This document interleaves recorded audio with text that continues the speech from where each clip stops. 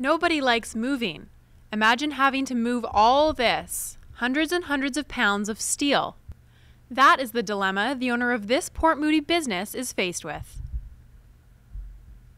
And everything in here is heavy. I mean, that's the reality. Nothing here is lightweight except for maybe some of the products up front.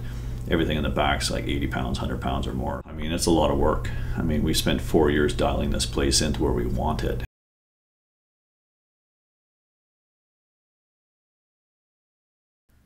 The provincial government first contacted T2 early last year. They told him that his business was in the path of the projected Evergreen line and that he would need to relocate. We were told ASAP find a location, but we didn't have ASAP here's your compensation to move. While Steve was looking for new locations for his business, communication with the provincial government came to a halt. Compensation was promised, but when he did finally hear from the province, it wasn't what he wanted to hear. And the price they came up with was roughly $44,000, I believe it was. And that was not even enough to get us out of this location and even at the doorstep of the new location.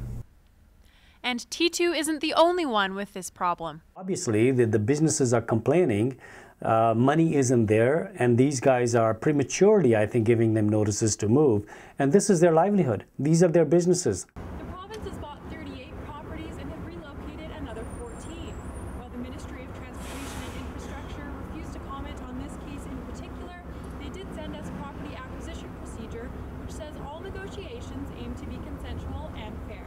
I expect a lot more. I expect a lot more contact. When the project kind of just disappeared for a bit and you didn't hear anything about it, well, I didn't have any contact. So I'm still running around trying to find a location, and there's no contact. T2 has since met with the government representative who upped the original figure, but he says he still isn't satisfied with the process he has had to endure. It's not a question of whether or not T2 will move, but rather when. Carly McLennan in Port Moody for BCIT Magazine.